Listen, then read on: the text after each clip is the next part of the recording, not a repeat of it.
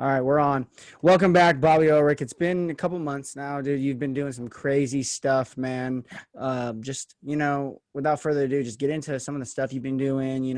It seems really dope. And yeah, just talking about you moved out of the where you were living before. Did you move states, or is it just like a little bit of cities? Where'd you go? Just talk about what you've been going on since you've been on last.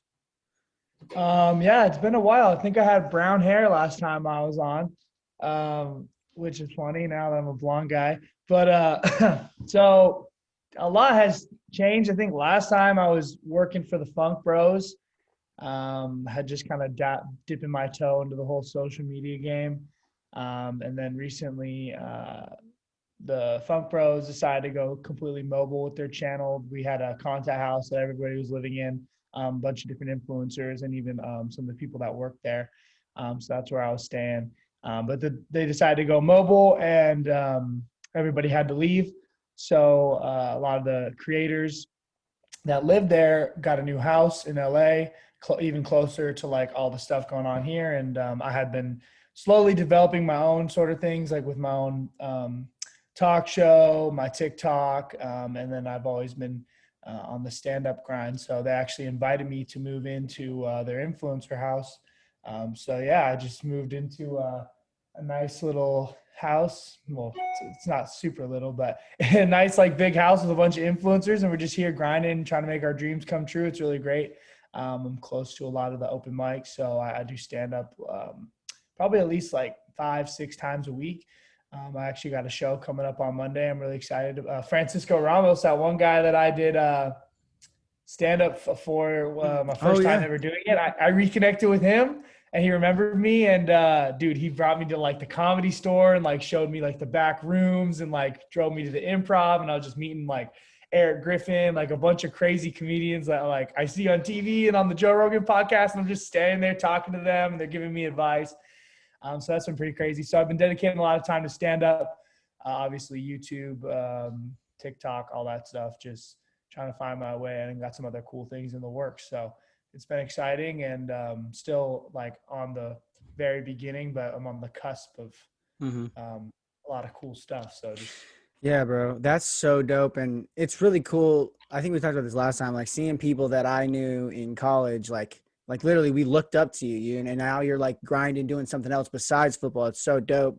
But like what you're saying, it's like the beginning, it's always better to be at the beginning. I was talking to somebody on my podcast not too long ago, talking about how the beginning's kind of rough because sometimes you want to be bigger than you are. Sometimes you like, it's like not like you're chasing the cloud, but you almost feel like your time isn't matching what you're receiving from it for it, right? But then me and this, I can't remember exactly who it was, but we were talking, we're like, but the cool thing about the beginning is there's only up to look up to, there's only forward to look up to. And you know that all the work you're putting in is just gonna pay out one day. So that's really dope. And it's cool that you see yourself still at the beginning, because that means all you have is green skies or blue skies and green roads ahead.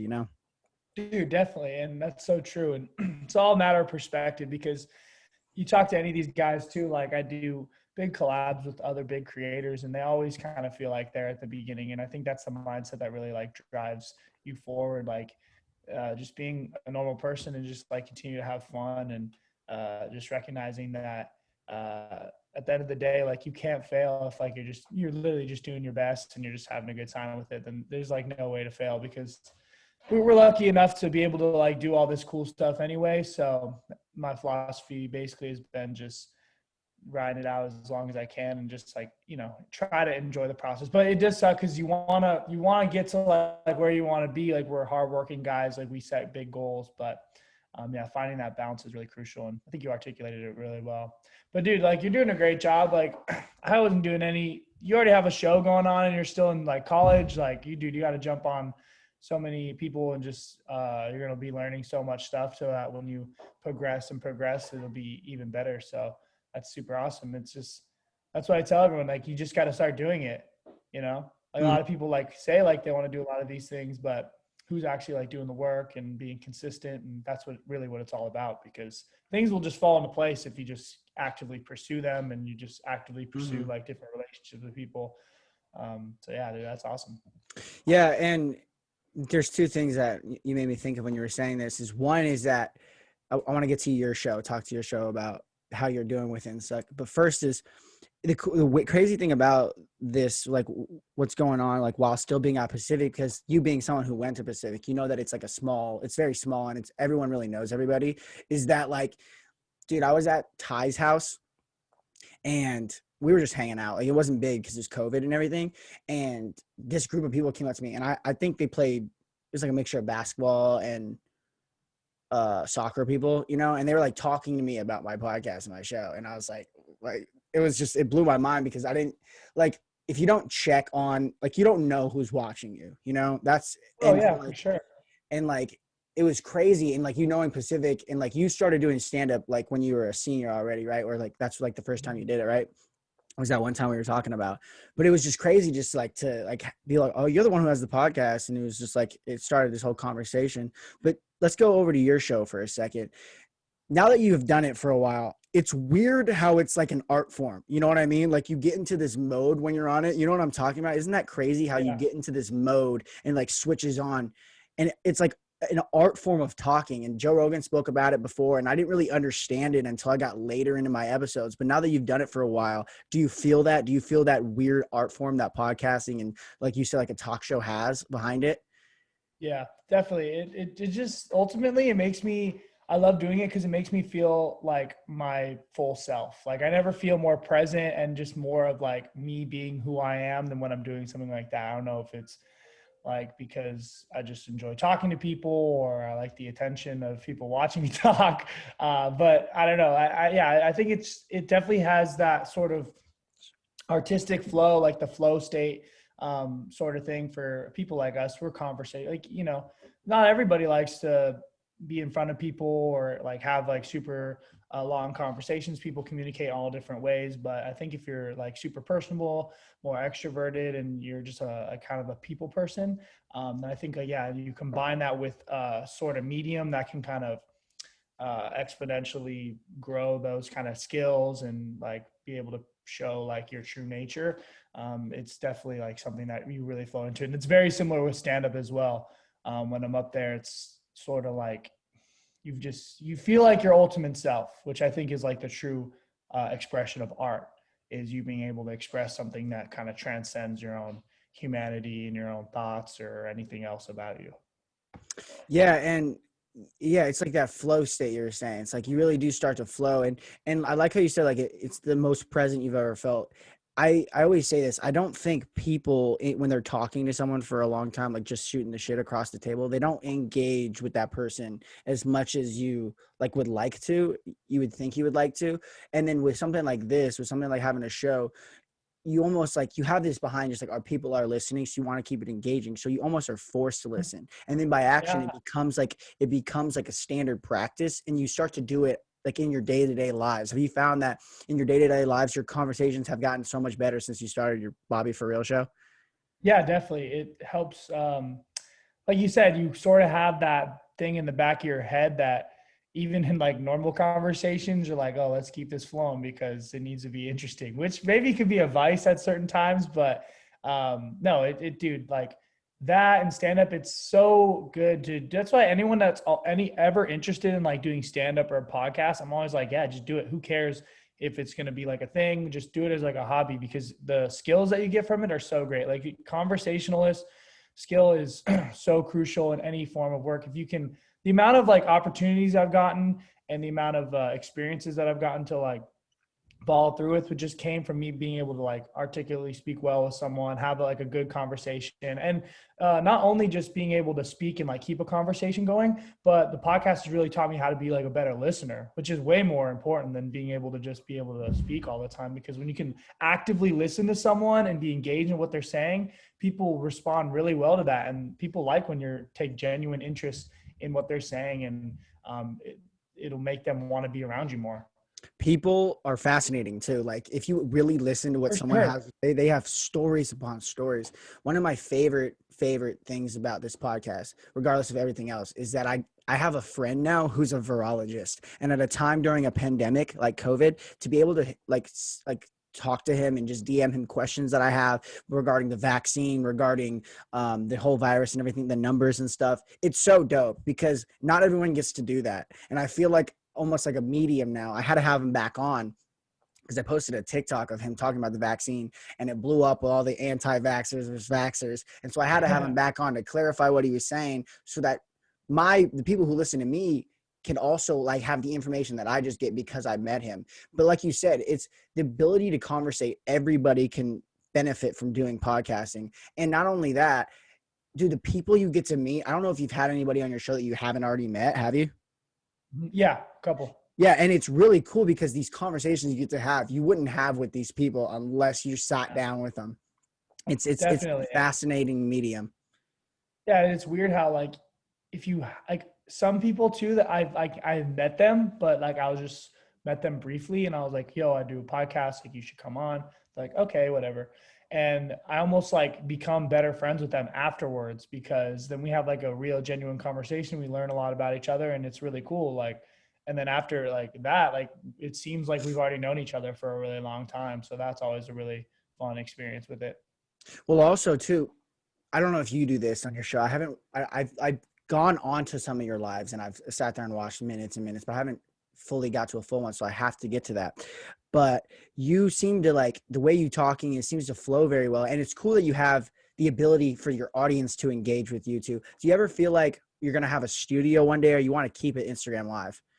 Yeah, I definitely want to have like a podcast more like this, like and then definitely face to face. I want to do that eventually one day. Instagram Live is just great because it's sort of like a different kind of angle. I think the Instagram Live, I guess it's sort of a podcast. It's like a show podcasting. But yeah, I like the Instagram Live because it's super easy for people to just hop on Instagram and join with me. It's really cool to have a live audience because I do like answering the questions like the fans get to ask. They get to feel like they're a part of the show and then it can be reposted. It's also nice because my entire audience and then my guest entire audience like combines. So my audience can learn more about them and their audience can learn more about me, which is really nice. Sometimes my guests have like huge followings. So that's really beneficial just for my own personal accounts. It's caused a lot of the growth that I've had on Instagram. So that was sort of the strategy there, but it's fun to like do it on that medium. But I definitely want to be able to have like a more of like a studio, like Joe Rogan-esque kind of thing one day. Because the live is really fun, but I feel like it could be more intimate with someone in like a different type of setting. But it's been really fun. The whole angle for the Instagram live sort of has been like a FaceTime call that people get to watch in on. So Mm-hmm. that's been kind of cool. Just kind of started for fun and it's turned into a thing. And but yeah, I definitely see the pros and cons of each. But yeah, I definitely want to have like a thing once it gets bigger and bigger. We'll see what happens. Well, it's very original, man. Like I haven't seen anybody have a podcast long form style Instagram live shows because I've seen like even the virologist. He has Science with Kenan and he goes on little like shows with people with like 20 minutes, which is very cool because it's science oriented, but you don't see Yeah. actual podcast episodes. But to go back to something you said about the intimacy about podcasting, I think one of the coolest things is like even us, like I don't know if you do this specifically on your show, but me and you even I dive into so much philosophical things, death, life. We did this last time. I do this with everybody. And those hard questions, I found people really want to talk about them. People really want to talk about consciousness. People want to talk about religion, spirituality, things like that. People really want to have these discussions. And sometimes I get in arguments with people and they don't have to be like hateful arguments. I don't have to be like, fuck you, Bobby, but they can be like intimate debates about things that actually matter. And the cool thing about it, like you said, is when I see these people, when I talk to them, it's like we've been friends for years because these intimate conversations almost jump me over even my friends at Pacific who I have just shoot the shit with, we haven't even really talked deep enough. You know what I mean?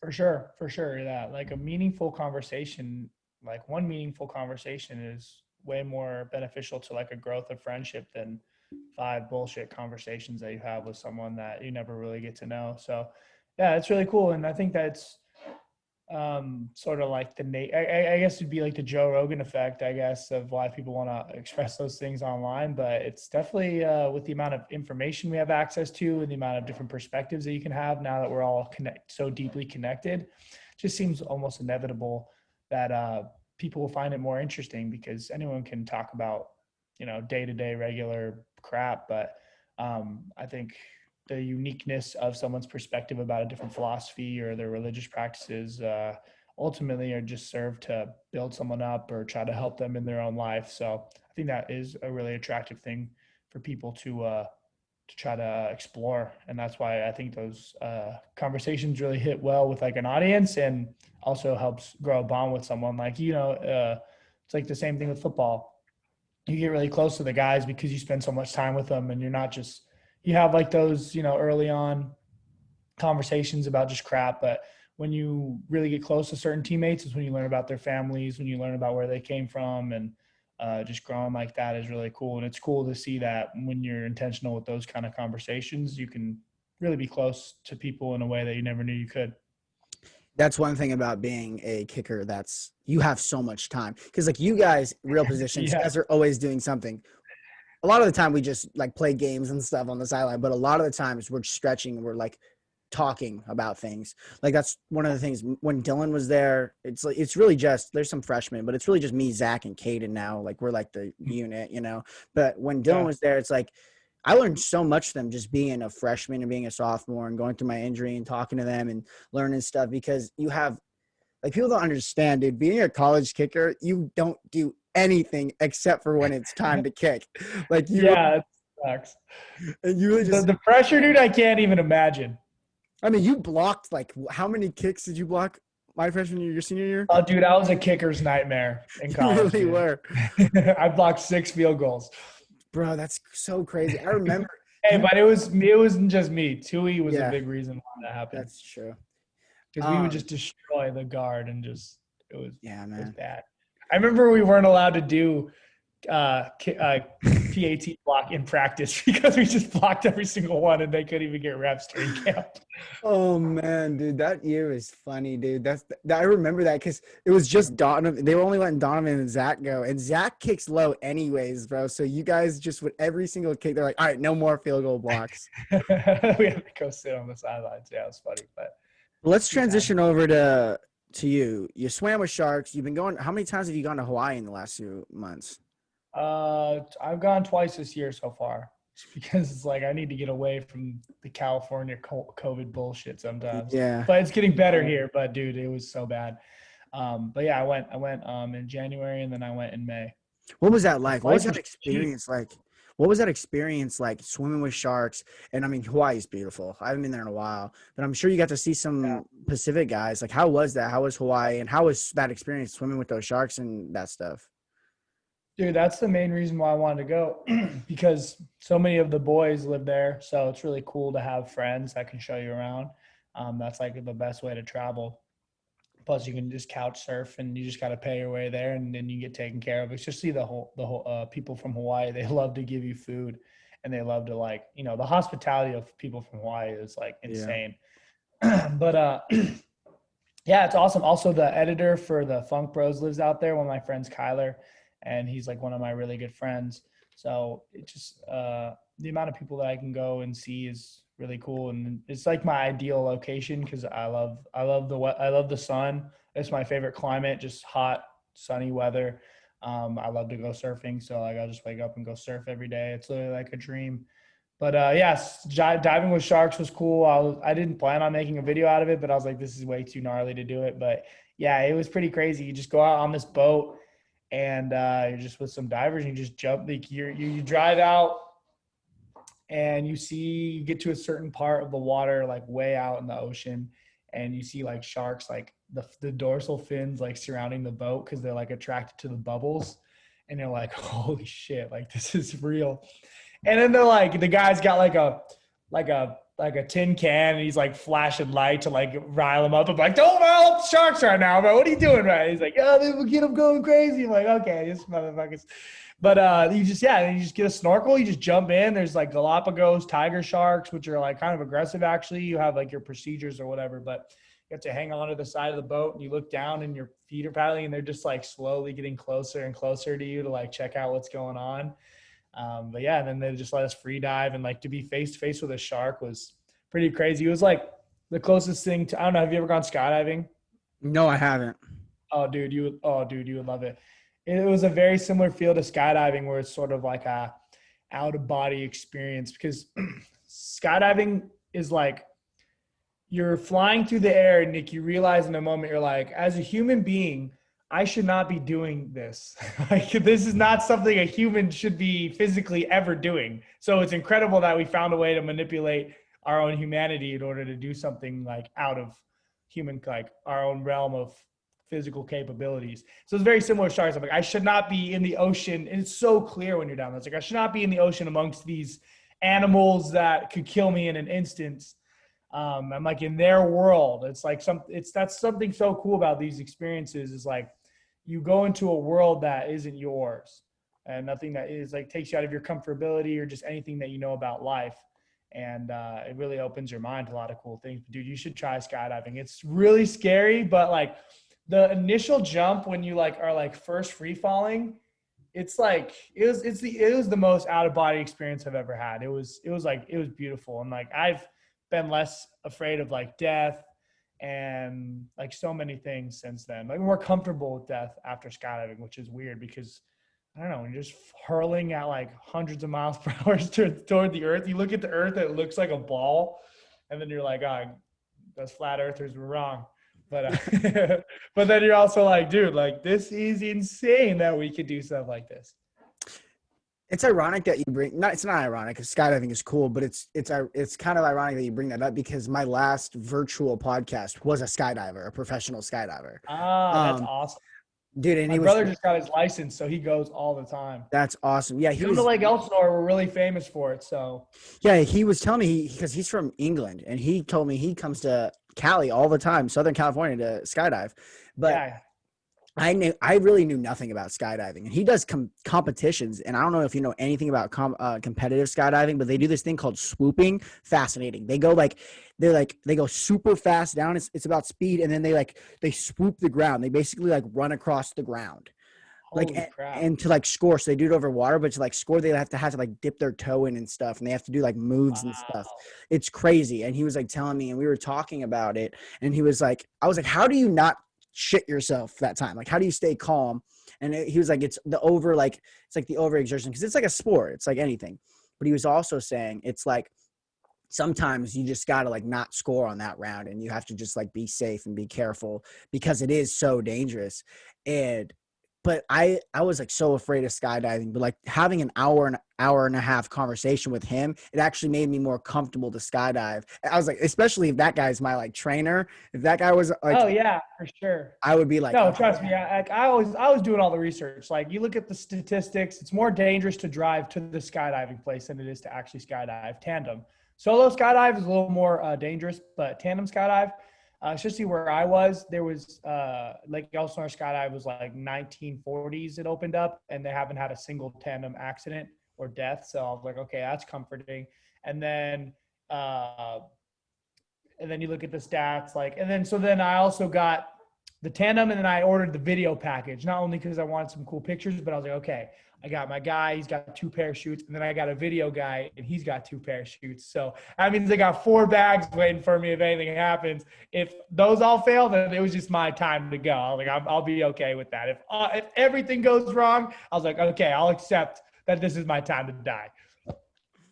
no, but yeah, dude, that's another thing, dude. Like the fact that, like you said, like we're out of our element. The fact that people made skydiving a sport, it will just show you that humans can get fascinated with anything. You can, The fact that anyone just decided to skydive is insane. Like they just thought about like, hey, can I develop some kind of fabric that will let me be able to jump out of the plane in the sky and let me land safely? Like, why did we think it? Like, it's so crazy that like yeah, we've gone, because like no primal Neanderthal was thinking about how they could exceed they just wanted food, and you know what I mean? So we have to like, we're so comfortable now, we have to find ways to get that excitement and to test the possibilities of humanity. It's kind of cool how you never think of evolution in that way, of like us trying to do cool shit. It's like we almost evolved to like want to do cool stuff, because like that's just a crazy concept.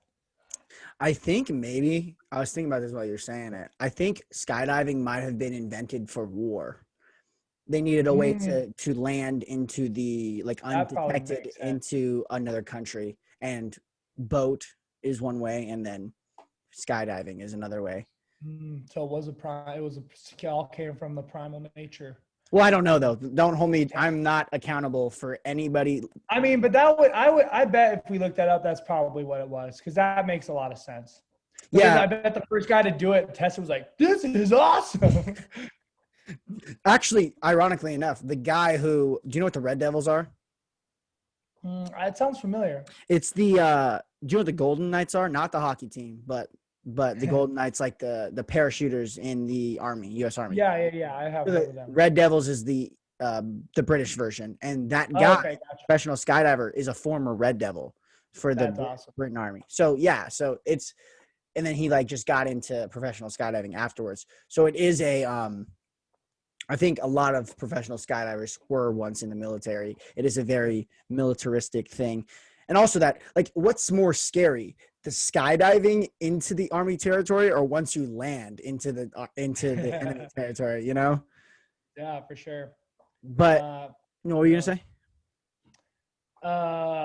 It was kind of unrelated, but Oh, no, no worries. I wanted to ask you a question. It's sort of related, but like, how do you pull your get? Like, I wanted to ask this from like, how do you get your guests? Like, how do you find a skydiving guy? Do you look up like, are you just looking on social media, or like, do you get presented them and you just DM them, or like, what's your selection Basically. process like? You have some pretty cool, wide variety of people. I find that pretty awesome. Yeah, dude, that's basically it. I kind of have this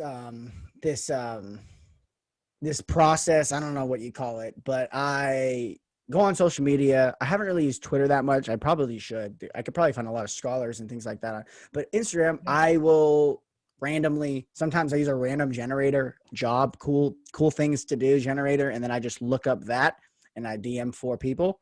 Sometimes one answer, sometimes none answer. I keep going, and then yeah, whoever fascinates me, I get in a little conversation with them. I chat. I'm like, I go on their page. I go through a lot of people. Don't get me wrong. I'd still like 85% of people don't answer me. They don't give me the time. But that 15% that do, I have a great conversation with them and they love it. And then they tell their friends. And also, so I do that. I look up random people. But I also, once I have someone like that virologist, I'll go through who he's following, see if he knows some cool people. And then because he follows me, I'll DM them and they'll see that and maybe they'll feel more inclined. So I've done that a Yeah. lot. Basically, I use Instagram and I find cool people. That's awesome. Yeah, it's crazy that you can just DM anyone Yeah. and you can potentially get a response. The worst one I got, most of the time, people just don't answer me if they're not going to reply. But the worst one I got, I hit up this guy and he was like, I wrote him this whole nice message. I was like, you're really cool. I was like, please hit me up, reach out if you're ever interested. And he just said, appreciate it. Nothing else. And I was like, oh, Oh man. man. Oh, Oh, that's like getting friend zoned. that's worse than getting friend zone. This guy, I was like, oh, man. Nothing. I was like, just Or I don't hate when they reply. just like I've reached out to a couple people and they just give me the heart, like the double tap heart. And I'm like, that's not a response, okay? Same thing with ladies. Like I hate that they added that feature on text. Because Yeah. now girls can just leave me on red Yeah. without any type of effort. Like it's not leaving you on red, but it is leaving you on red still. They're just like, oh hey, maybe we should hang out. They give you just that like. It's Like, worse fuck than that like. You serious? it's worse than leaving it on red because they acknowledged it. It's not even Yes, like because it's not they even acknowledge. Just fucking leave me. Like I never thought I would ever say, okay, I'd rather be left on red. I never thought I would ever say that, but they found a way to make it even yeah. worse. Because in your mind, if you're left on red, you can make it seem as though like, oh, maybe they clicked on it and they didn't really read it and they accidentally. Yeah. But if they acknowledge it, that means they read it. Bullshit. That's what I say. Like Steve Jobs rolling in his grave. Yeah, but basically, I just had to become comfortable with getting rejected a lot, which is a good thing for life, anyways. But a lot of the time, for a while there, everybody was reaching like a lot of people I was reaching out to. Reach back. But I would give you this advice. If you do reach out to people and they do like it, or they do acknowledge, or they don't even acknowledge it, but they read it, what I would do is I would send them a second message. Send everybody a second message, even if they didn't see it. Be like, hey, I don't know if you saw this or not, but I would still love to have you on. Just a short, quick message, because a lot of people accidentally, even if they're like, oh, that might be a cool, and they acknowledge it, or they read it and they don't even think about it. If they see that second message, they'll reach back, or they'll just be like, fuck this guy, you know? But I would definitely recommend reaching out a second time? I don't think I haven't like cold like DM'd anyone really for the podcast yet, but it's something I really want to do just to be able to open the variety of the type of guests and everything. But it is like I definitely want to do that, so that's good advice. But yeah, it helps too. Like the more followers I get, because then when you DM someone with like a creator account, like he puts you on the top of the list. So I think it could play into it, the advantage. Yeah, dude. Even me, like I'm not in the like tens of thousands of followers, but even my account has gone from like one to Yeah, like almost 4,000. So like that's I what it's was all like, about, bro. I was just like, people are listening and people are wanting to, the sad thing about it is though, because I am so young though, I've received a good amount of hate too from people. And I think a lot of it, I'm just going to I think of a lot of it is a lot of people want to do something like it and they just don't feel, they don't have maybe they're a little insecure. They don't feel comfortable enough doing it. And so they just reflect the hate. But dude, I've gotten some fucking hateful messages and I've just been like, man, that shit hurts the way if you read them. I don't know if you get any Yeah, hate. I hope just you don't don't, read bro, those. but that shit sucks. Yeah, just don't read. Like, why do people care? Like, you're just doing something that you want to do. You know, like you don't go to their job or come to their hobby and hate on what they're doing. That's how I've always thought about it. So that's like, people are just stupid. On another topic, you said you wanted to do some you want to get into some other things. You don't have to like, spoil anything or anything, but I know you've been doing a lot of these reels and stuff. They're really dope. I just watched, not like, I think like an hour ago, the one that was making me cry laughing was the one of the plane book. I was crying at that. That was really funny. I think it's really cool that you're doing like these skits and things. Is that something you want to do more? Just talk a little bit about what you want to get into. Don't spoil anything or anything, but Yeah, well, I like making those for sure. It lets me just exercise the comedic muscle. I love writing. I love making funny content, and it all stems, from the same pool of just trying to develop my own self as like a brand or like my own sort of like personal, because that's sort of what it is now, right? You don't really the way to like pursue what you want in media is to just develop yourself as your own network instead of like going and trying to become a part of one, because we have the outlets to develop that. So whether it be the YouTube channel or the podcast or my stand up or the TikTok, it's like they're all exponentially rising and just spilling into each other to help grow and emphasize the other ones. But yeah, I do the reels. It's good for growth. It's good for me to be able to show like, funny things that I think about. Helps me maintain sort of that passion to like want to create like fun. I've always been like a huge Key and Peele fan. Like any funny show like that has always been like a dream for me to make stuff. So it's like basically sort of doing that in my own way. And now that I've been gaining more of an audience, I just want to keep playing into that to sort of continue to establish myself like that. And it's opened a lot of doors for some scripted, without saying too much, but like some scripted things that are going to be more professionally done, I guess I could say. And I have some potential stuff like some scripts that I've been writing that could be coming into fruition in bigger platforms, being pitched to bigger outlets. So that's really exciting. So just that kind of stuff to be able to sort of practice and also show my chops as like a writer or creator, and then just having fun because they're stupid and they're fun to make. yeah, dude, I mean, it's cool too because like it's helping you grow. And the coolest thing about social media, like we talked about last time, the dangers of it, there's a lot of known dangers. And really young kids, like even me, dude, like even you, like we're in our 20s, young 20s. Like we shouldn't be hating our lives because we're not millionaires, like or like famous, you shouldn't do that. And a lot of 14-year-olds, 15-year-olds, because they're not the D'Amelio, I don't know how to say their names, D'Amelios, Charlie, and the other Yeah. one, they think they need to be them. And it's like, dude, you don't know what you're going to want to do at 20, let alone 30. Like, you don't know if you would even No. want to be famous. A lot of, you don't wish Yeah. for something you don't know you want. And I get Dude. it. It's like clout's a drug. What are you going to say though? Oh, for sure. Well, and I meet a lot of these people like the D'Amelios, and not saying this is them, but people like that who have all this money and who have all these followers, and you realize they have the same problems, they have the same anxieties, they have the same stresses, they have all the same problems that anyone else does.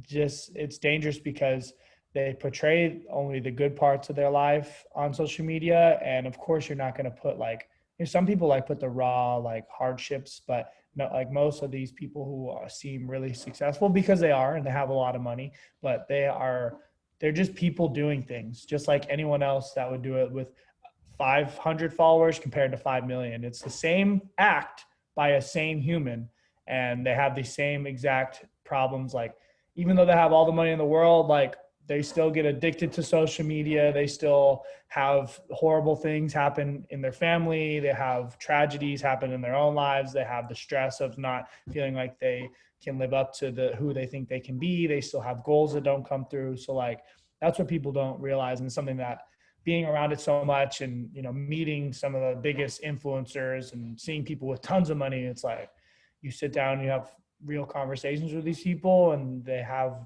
just as the amount, or maybe even more, of the same problems or issues with comparing themselves and all that different kind of stuff that can be toxic on social media. And sometimes they're not aware of it, sometimes they are, but you really realize that they're just people doing things. You tend to immortalize super famous celebrities like that, and you forget that their grandmas died too. Their fathers and their mothers get sick, their dog dies.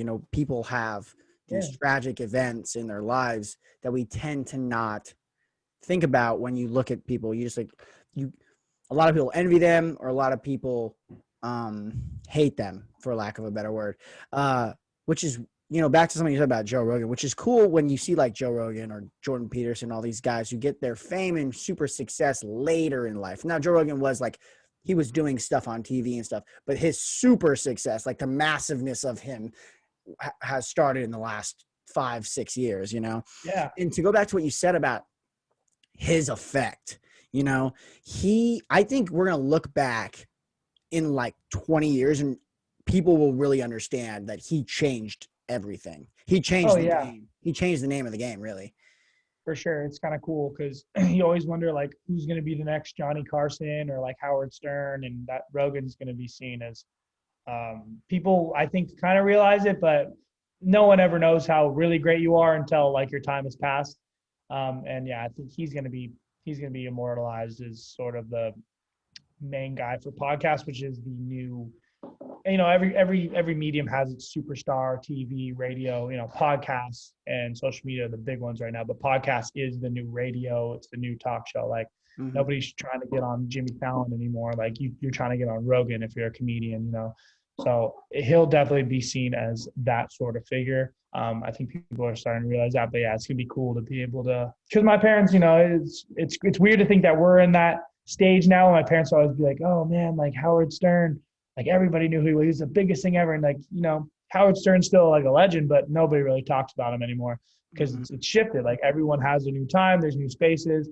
And now it's going to be like, oh man, Joe Rogan, when I was in college, like, and when I was like in my early 20s, like on the grind before I achieved anything that I did, like that was the guy. Like, and then there'll be someone after him, and there'll be a new platform, and then there'll be something after that, and there'll be, so it's really crazy to think that you never know how it's going to happen, but the times do change and they evolve into new things.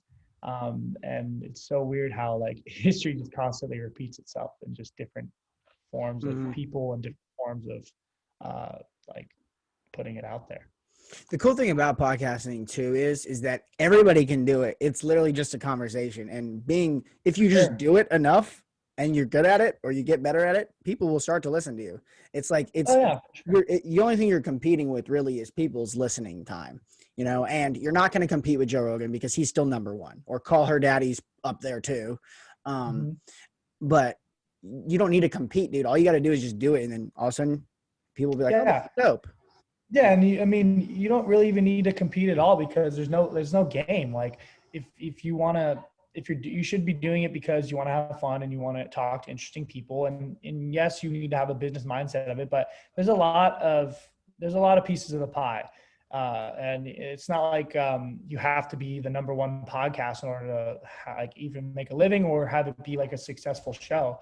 If people are listening and they like it and you're getting good responses from it, and people are DMing you saying like, I watch your show every week, and you can turn it into like a little bit of a business and you're making money and you can sustain yourself with it, then like that's 100% a win. Like, it all boils down to like just being able to continuously doing something that you love is is like impossible to fail. Have you found that since you've started really grinding for things like this in the social media realm and in like the comedy realm, that you've tended to enjoy your off time that you actually get because you grind so hard? When you actually do get a day off or an hour off, you tend to enjoy it and respect it more than you used to?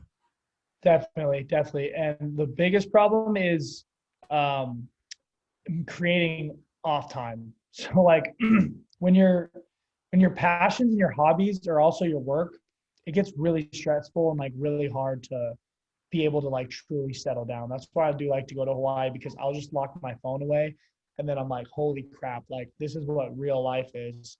And you appreciate it so much. And it's like it's something that I'm horrible at right now. I'm still trying to figure it out.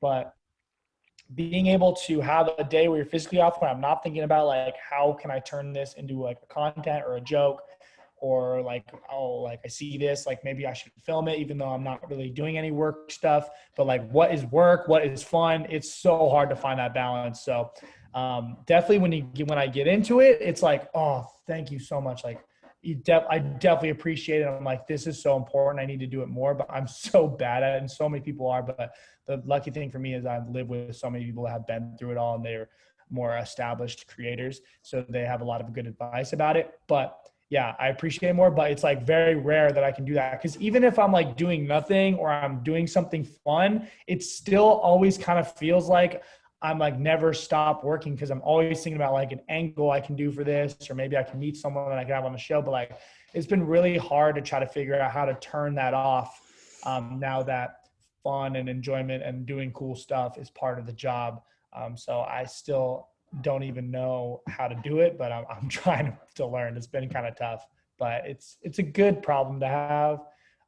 But it can definitely, not being able to like have those days for yourself and to completely unplug from like um, the grind or whatever is really important, and it's something that you definitely just need to be mindful of. And it all comes from like FOMO. Seriously, like the fear of missing out. Like that's how I always feel, and so many people always feel that way whenever they're doing anything. Even if you're doing something that you're not missing out on, but the fear of missing out on like a crazy clip or like some kind of angle that can help propel your status. It's just such a horrible like rhythm to get into. But it also, like, when you have such a strong work ethic as like an athlete like us, it's like something that you're just never stop thinking about. Like when I was in college, like, how am I going to work out? How is this meal making me better? Maybe I can do this. Like it's very similar to like when I was like trying to train, and but I had more of an outlet for that and I could like more relaxed. But yeah, it's just trying to find that balance. But yeah, you do appreciate it when you can Yeah. get into it. I bet some people are better at it than others, but I have not been very good at it.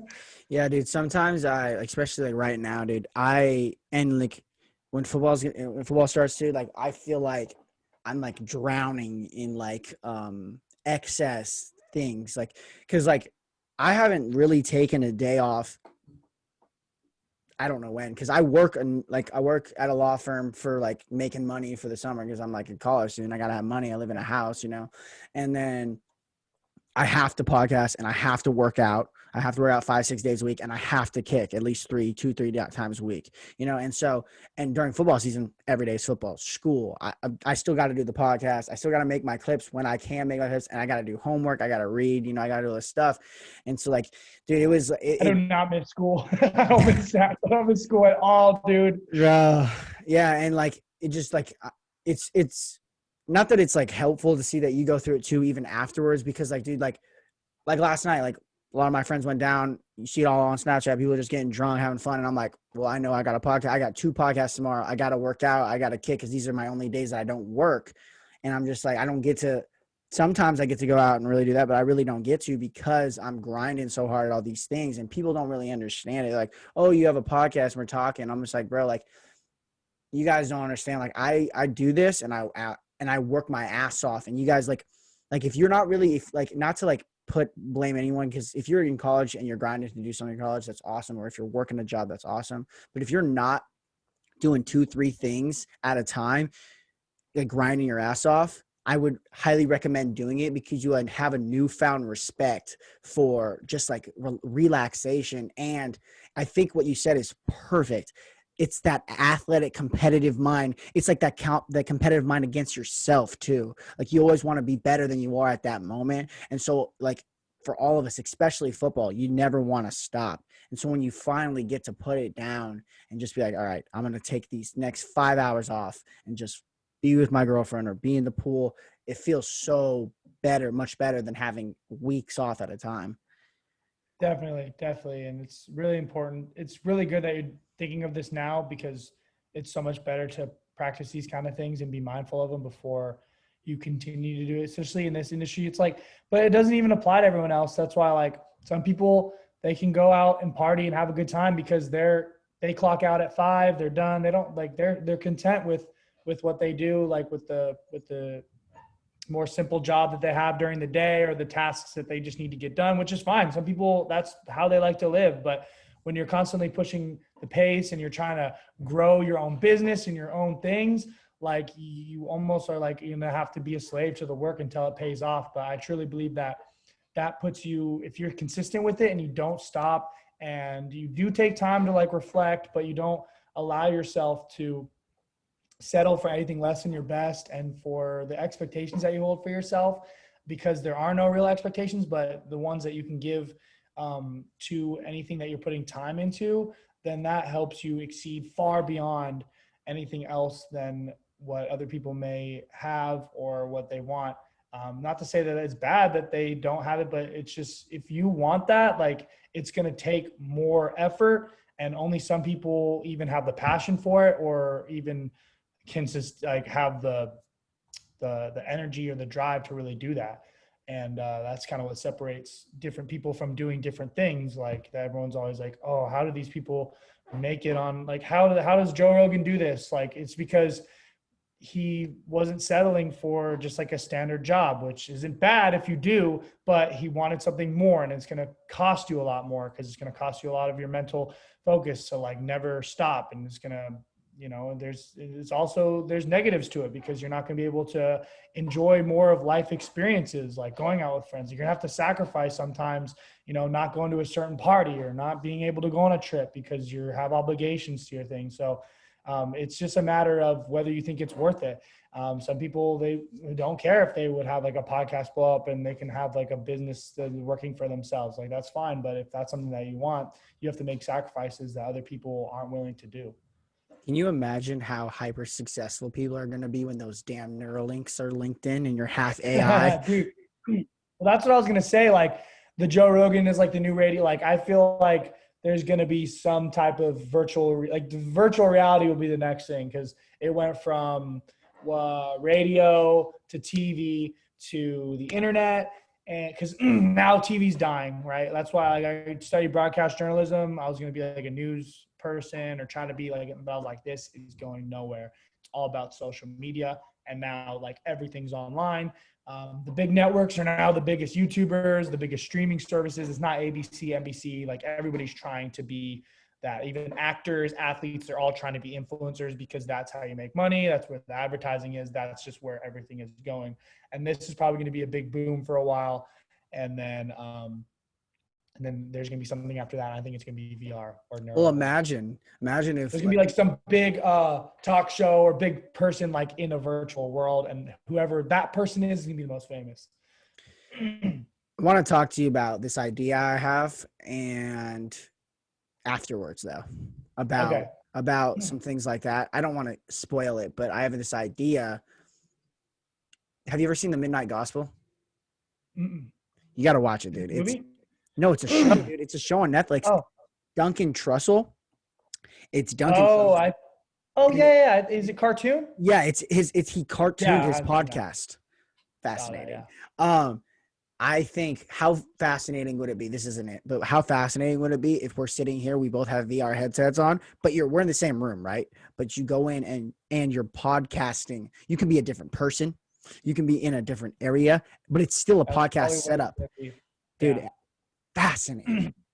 Check this out. Oh, you have VR?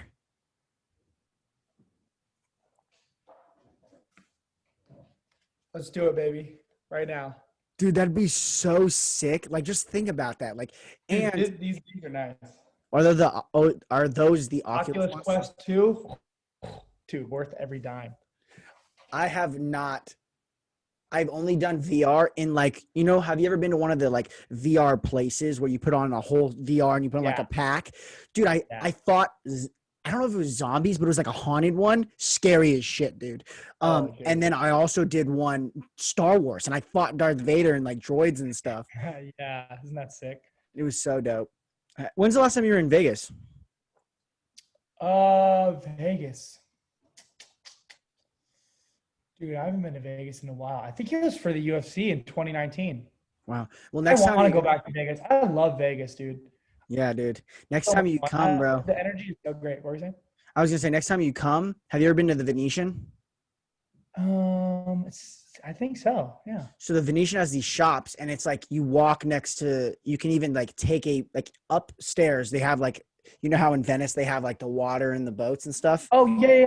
Yeah, I've seen So you those. can even take one of those, but right on in the Venice shops they have a virtual reality like kind of game thing, and you go Oh, in.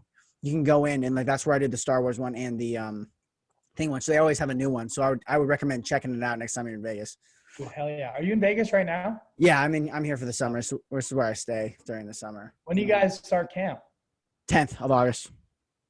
Nice. Nice Yes. that you guys get a full schedule, dude. Yeah, dude, it's gonna be it. Only thing is, bro, like, well, one, they're requiring vaccines, which I don't have a problem with because I'm getting vaccinated, but like they're requiring it, so you have to. But also, the cases are rising. So if they make, listen, I don't want to sound like a Trumpist, anti-vaccination person, but I'm just saying if they make us get vaccinated and then make us still wear masks because the cases are rising, I'm gonna be pissed, dude. I'm gonna be fucking No, mad. that's not a Trump. That's just bullshit. Like they can't. That's what they're doing in LA now. They're gonna start requiring masks again. I'm like, what? Like, how is it any different? Like people are getting. Don't even get me started. It's so dumb. Like I'm Yeah, not. I'm as moderate as you can be, but at some point we just got to get past this. dude, I literally like Just see if they make you get vaccinated, then they make you wear a mask. It doesn't make any sense. it doesn't make any sense. Also, I don't want to get into this because I don't want to sound like this guy, but you make Olivia Rodrigo push the vaccine. That's so weird, dude. That's like the Yeah, weirdest thing I've ever seen, dude. She knows nothing. it's all optics. It's all optics. People just kind of want to like say people want to say certain things just to make it seem like they care, which is a good intentions, but like there's so much like stuff that isn't logical that goes on that it's just almost laughable. Well, That's why it's just like whatever. People are gonna do whatever they want. As long as yeah, they don't come knocking on my door and force me to do things, I'll just see it as an annoyance.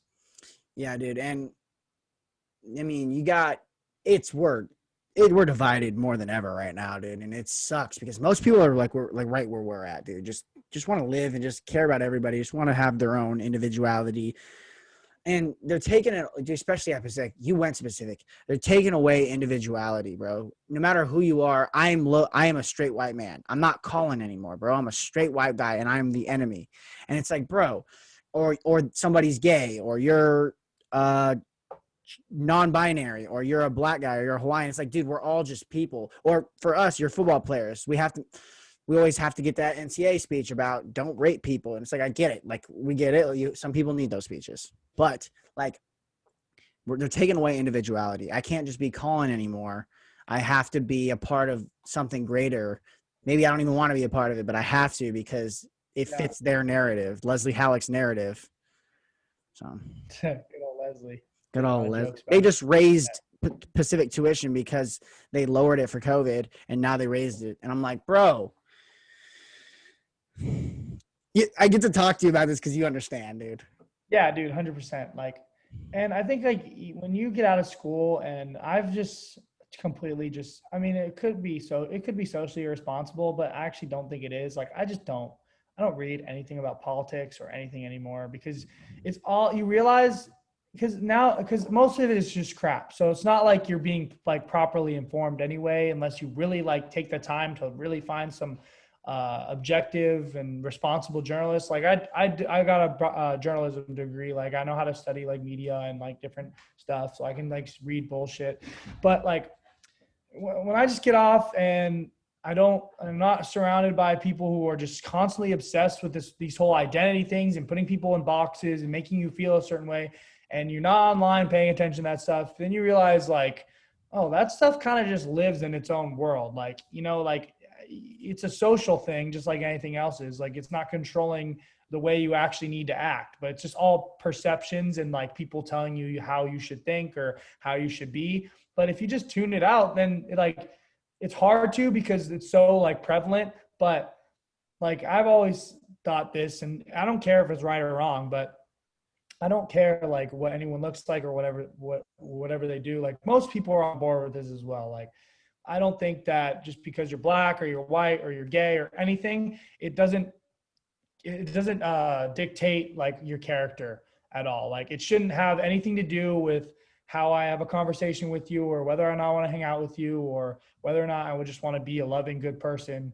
Because none of that stuff matters. Like, and we're past the times of like any type of um, uh, I don't know. It's just dangerous waters, but like, you get what I'm saying. Like, I don't pay attention to any of that stuff, because whether it's right or wrong, I'm just going to see people as people. I'm not going to recognize like anything that I do or don't have, or something that's a past generations that have nothing to do with me or nothing to do with anyone else. I'm going to take you for who you are, and I'm whether going to like you or not, depending on if you're just a good person or you're a piece of shit and I don't want to hang out with you. Like, Yeah. I don't care about like what your skin color is. Like, I just want to like know the quality of your heart, and be loving to people, not depending on any attribute that they have.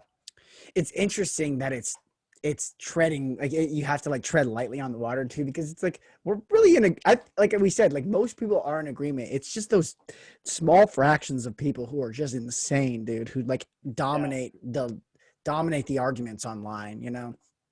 But off sure. this, I That's don't what, want but to. it's just, but you realize too, like when you don't pay attention to it, you realize those people are just online, and Yeah. they can't like hurt you. Like, they can't like, if your family and your friends really know who you are, it doesn't really give a shit. I don't really give a shit what anyone online would think about me, because you can't really just like you said, unless you have an intentional, real, loving conversation with someone, you can't really know who they are. So it's pointless to like ever feel bad, or like try to like pretend that that someone's bad because of something that they think or that they say online, because you really don't know who they are. So it's like a complete waste of time to ever like really cancel someone, or to not like someone just because of something that they said or some opinion that they have, because you really don't know who they are. And that's why the person saying it shouldn't really give a shit at all. Mhm.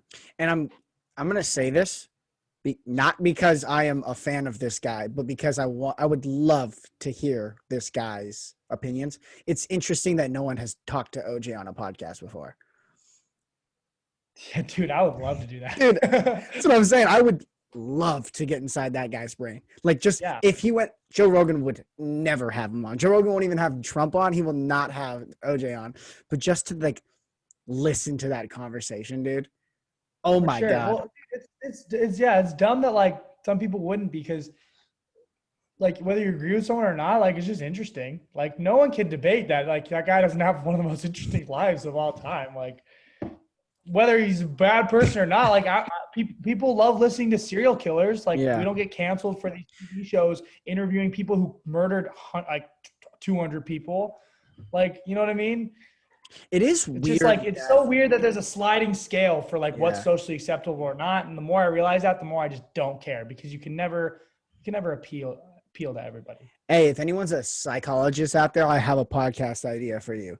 Next time you go, you go to different max security prisons and you bring two microphones and you have podcasts with serial killers. That's a great idea. Great idea. That probably exists. There's no way that doesn't exist. Well, it probably exists like interviews with them and stuff that are posted Yeah. online, but not as a show podcast series. First podcast I ever listened to, and I had to listen to it because I was in forensics class, was the podcast Serial. Do you know what that is? Mm-mm. It was like this podcast. The only season I listened to was one, but it's this podcast about this guy, and he was convicted of murdering his girlfriend when he was 19, and it was like this whole podcast trying to prove him innocent. Cool, really cool. Um, Now, Authentic. dude, that stuff is fascinating. Yeah, dude. Like I like to hear things that I don't hear about all the time, like whether it's good or bad. It's not that murder is okay in any way. It's because it's not. But it's like murder is so prevalent in other animals. Like lions kill lions all the time. Other animals kill animals all the time. And it's like humans evolved to this point where we understand it's because of consciousness. We're gonna get into this. It's because we have this idea that the people are people and people are individuals. And so by taking that away, it's we can take yours away, right? But it's like it's so crazy that we evolved to this point because really we're just mammals, and chimpanzees kill things all the time. And if you look at how aggressive they are and how aggressive we are, it's like we're not that far. We're like 4 genomes away. But it's because of this idea that everybody has something special that they bring, because no matter who you are, you believe that there's something going on here that you can't explain. For sure. It's like we like to tap into the things that we know we want to do, but we can't. Everybody who's like, I mean, okay, this might sound too crazy, but like everyone, not saying everybody's wanted to murder someone, but everyone has had feelings that like you could understand like how you could. You know what I mean? Like if you, when you're super angry at someone or someone really like, a guy's like cheating on your girl with like, you know what I mean? Like everybody like knows that you have those and people do it. People act upon them and everybody has just as a human like those things within them. And I think that's why it's so fascinating because you're like exploring people that actually took that step, because everybody knows that they have it inside of them. We all have the ability and the primal instinct to do horrific things that thankfully are laws that protect us from acting upon those things. And we have education and philosophy to keep us in check. But most I mean you can't say every, but mostly every human has those primal things because we are animals. So to neglect that we have those urges or we have the capabilities to feel those things is just living in delusion. And I think that's why people are fascinated by it. And I think it's why it's good for us to explore that and understand more about like why these people did these things and become more educated on what caused someone to do that. Because number one, it'll prevent you from ever doing that. You probably won't anyways, but it also gives you an insight to just learning more about your humanity, which can only help you grow and understand people and, put yourself in someone else's shoes, which is always really good for just being a good human. Yeah, and it's why when you see a man killed this other guy for raping his daughter, or a guy in prison murders a child molester, it's why people like release him, or like don't indict him and things like that, because people, we have those primal urges and we have this idea for people who are should be ostracized from society, that by ending their life it's not actually immoral, right? I just think back to the 1700s and how our vice president killed and one of the founders in a duel, and how we just dueled. Like people used to just duel. I challenge y'all to a duel. Like just think Yeah, about that. 100%. We used to throw people into coliseums with lions. Like, you know what I mean? Like, people think that humans are innately like, well, it's weird, it's like a John Locke argument, but people like humans have horrible innate like tendencies and stuff. And without any type of like social fabric or spirituality, I believe, or like systems in place or with education, like you're gonna act upon these things that you want to do. Like, like people are going to want to do horrible things. And we've seen it throughout history. The fact, if we think that we're so special, we're exactly the same as the humans that we're living in. We know a little bit more about the universe, but we're the same. We're the same creature. Well, look at the UFC. We talked about this last time. The violence of the UFC. It's this. It's It's modern day gladiator. People love MMA because they can do whatever the hell. Conor McGregor just broke his leg, and we were like, oh, but we wanted to watch it. We all wanted to watch the replay. We all wanted to see it. Sure. Yeah, Definitely. dude. People like to think that they're more moral than our forefathers and things like that. But dude, you get placed in the situations where they were. Think I, not to get into politics or anything, but I don't necessarily like when people say that all white people were racist in the past, because like, dude, thousands upon thousands of white people risked their lives in the Civil War to end slavery. Yeah. That's bullshit. Anyone that says that, and any reasonable, logical thinking person will say that that's bullshit. That every Yeah. white person is, that doesn't even make sense. Yeah. And It doesn't even make sense. I like how you brought up John Locke because, dude, John Locke in his Natural Treatise, the second one, I'm pretty sure, the second treatise, he was talking about how basically people, the reason we have government is because people need protection of their property, and property was broad back then. It was life, liberty, and their house. And that Mhm. without, in true anarchy with no government, I'm going to come and take your shit if I have a gun or a knife, you know? Yeah. And people forget that, dude. Like, people, like, when we're all talking about, when people try to like push for these, now I think everyone should have the equal starting point. When they're like talking about how everyone should start at the level playing field, and it should be a race to the top, like it shouldn't be a race to the top. But it's like, dude, like, you forget that there are evil people in this world, that if there are not regulations to stop them, they will kill other people and who are standing in their way. Like, to an Yeah. extent, CEOs of large corporations will just stomp on people who are like wanting, who are competing with them, and we don't think about that enough. Oh, That, gross negligence is horrible. yeah. Like, like the classic story of like, I forget which car company it was, but one of the biggest, it was either Honda, Ford, something like that.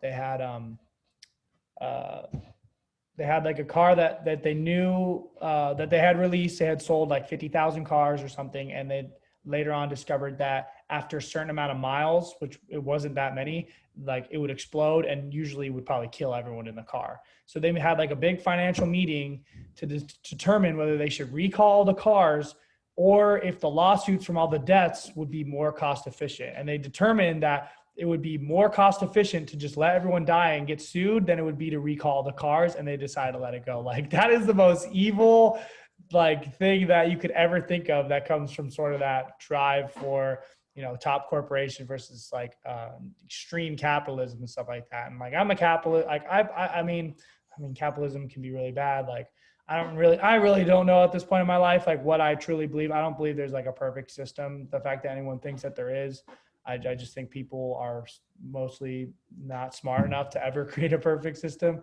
But yeah, like just stuff like that is horrible. And, that's why I don't like either of the extremes, because, the far liberals, they want like complete government control. Like, that sounds horrible. Like, what you want someone who usually isn't elected to dictate like how I'm going to live my life and come to force me to do things, trumping on my own type of personal beliefs. Or but then there's the contrast, like the super conservative people, no government, like complete anarchy. No, I'm not down for that either. Like, I don't want to have, like you said, evil people come. So it's it's weird because so many people believe that, but the way that the media, and I really believe that this is sort of like a wild conspiracy, but this is the only logical way I can think about it, is I think that there are um, business corporation entities that are so big and have so much money that they really control everything that goes on, and they don't allow the common sense people, the majority of the people who think like us,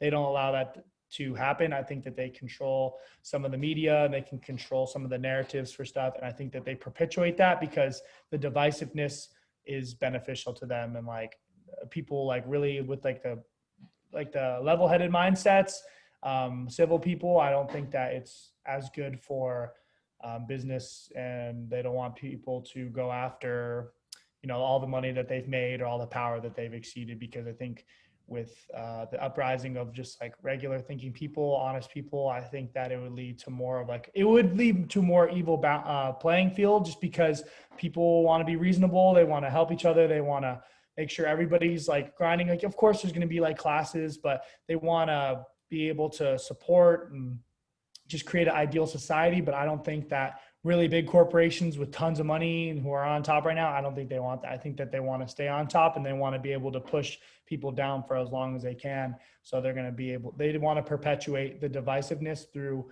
the way that you control the masses, through media, through pop culture, all that stuff. So it could or couldn't be true, but that's the only way I've kind of thought about it. Like, there has to be some type of evil at the top that doesn't allow it to happen. And like religiously too, like I believe that humans are innately good, but like God created humans like with a pure good soul, but my own personal religious beliefs, like Satan is and the evil is in the world, and that's gonna dip into a lot of things. And Mhm. it's sad, but that just makes it more special to be a good person and try to have a positive impact on anyone that Mhm. you meet. But yeah, kind of crazy, but I feel like there could be some merit in it. Not that crazy, first off. And, I like what you're saying. God gave us free will. We have free will. So Satan can, you know, I believe there's in Satan, I believe in God, and Satan puts his mark on the world by making you get everything you wanted in the wrong ways.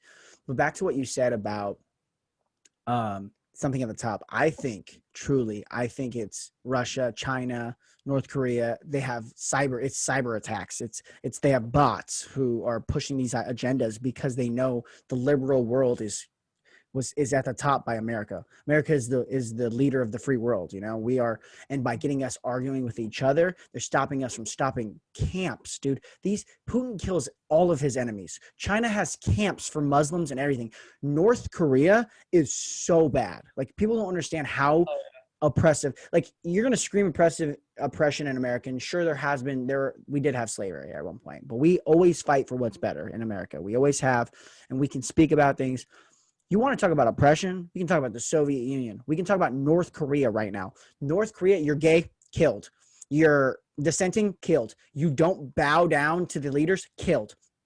They're starving their people right now. They are starving their people right now because they shut off their borders because of COVID. They did this in the 90s. They didn't want any help. Stalin did this in the Holodomor, and now China did it in the Great Leap Forward. Now North Korea is doing it again. They lock off their borders, and everyone at the top gets the food. The ills get the food, and the Kim Jong Un gets the food, and everybody else, millions of people just starve and die. And we don't talk about it because we're fighting about fucking trans activism, which is fine, but it's like, dude, there are problems. People are starving. People are dying in other countries, and we're gonna sit here and be.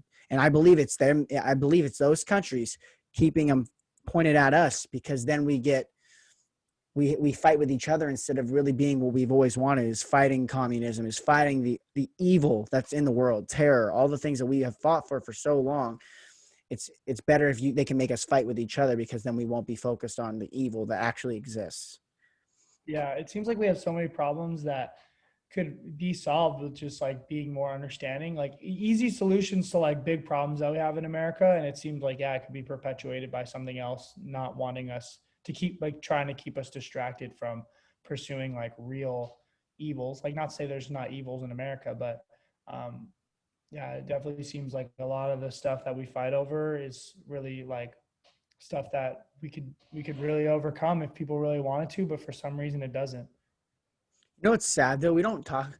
We talk about we sit here and we think we're so advanced and everything. I was talking to a psychedelic artist. His name is John Gay. So dope, dude. I talked to him for hours on end. But he was talking. We were talking about consciousness and plants, and I'm a pretty scientific guy who doesn't necessarily believe in that. But when they speak to me, we're like, yeah, we think. He's like he laid it out for me like this. He was like, humans think we're the most advanced species. He's like, oh, there's a lion. I'm gonna go get my gun and shoot this lion. I'm the top dog.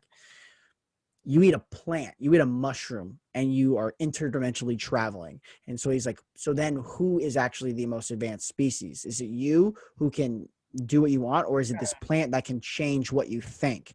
And it made me Yeah, think right. about how plants are so good. I listened to this on the Michael Pollard Joe Rogan podcast. If you haven't listened to that, everybody go check it out. It's fascinating. And they were talking about, because we tend to think plants aren't conscious because they can't move, but because they can't move, they've created toxins, they've created psychedelic elements to make animals do what they want them to do. And that's a form of intelligence. They communicate to each other. He was telling me this They've story. been on the earth a lot longer than we have. True, bro. And he was telling me about how there's this story about this. There's two trees in a place by themselves, and one of them got struck by lightning and fell over, and the other tree kept it alive through its roots because it was it didn't want to be lonely. Wow. Fascinating. And we just sit here and we're fighting with each other because we think we're these top dogs, but we don't even know, dude. Like, there are plants, there are other animals, there are all these species on the earth, and we're all just on a floating rock in the middle of space. Yeah. No, that kind of reminds me of a cool thing I just heard in which one was it? I love watching like old samurai movies, And there was this guy, and he was just like going through a lot, and he was like out in the wilderness, in like a Japanese like forest, and he was sitting there, he's like super depressed, and a Shaolin monk came up to him and was like, what is wrong? Like, young grasshopper or whatever, you know, like the cliches or whatever. But he's like, so what's wrong, grasshopper? He's like, I'm so lonely. Like, I don't think I can make it through this life. And he's like, haha, like silly man, so lonely around. And there was like bugs and stuff. He's like, so lonely around so much life or something like that. Like people didn't realize like the world is alive. Like there's so many like creatures and everything around, and it's like way more. We take it for granted. And, you know, I'm not gonna say don't be a degenerate and just all you want to do is like drugs your whole life. I'm just saying like a lot of the most mellow people and best people I've ever met have been like almost like hippie formed, you know, Yeah, and for they just sure. want Well, love and peace. And it's just like, no, there are things you need to argue about and things like that. And you don't even want to be a degenerate, like I said, but it says something that when you're more in touch with nature, and you can feel this if you go to the beach. I mean, you live in LA, you go to the beach, you go into the forest, and you just sit there and just like feel mhm, the magnitude of it. Or even if you stare at a large mountain or something, you can feel your yeah, minusculeness, and you can, or even staring at the sky and seeing the stars, and you feel this connectedness and this calmness that the earth gives you. And that's why we call it Mother Earth, because it really is this. It's what keeps us alive. definitely. It's really important to go do those kinds of things because it also helps you realize like, yeah, it's good to have goals, it's good to work hard, everything, but we're just gonna die anyway. So it really doesn't matter like what you do. It really doesn't matter. Like any job you have, like it's hard to think like this when you want to be successful, when you're a hard worker, but it's just if you believe you're going to heaven, like it really doesn't matter. Like we socially construct the idea of success and jobs and career moves, but like none of that stuff is important at all. Like it's not gonna go with us. Like the only things that really matter, I think, is how we experience the world and how we show love to others and the positive impacts we had on people. So that's why I say like anyone who like if like a person who's a slave to their job and just unhappy their whole life but they're making tons of money, or someone who never had a job a day in their life but they just have so much joy just being in the world and having conversations with people, like who's, and they like live on like in a shack like on the beach, like who's really more success when you die,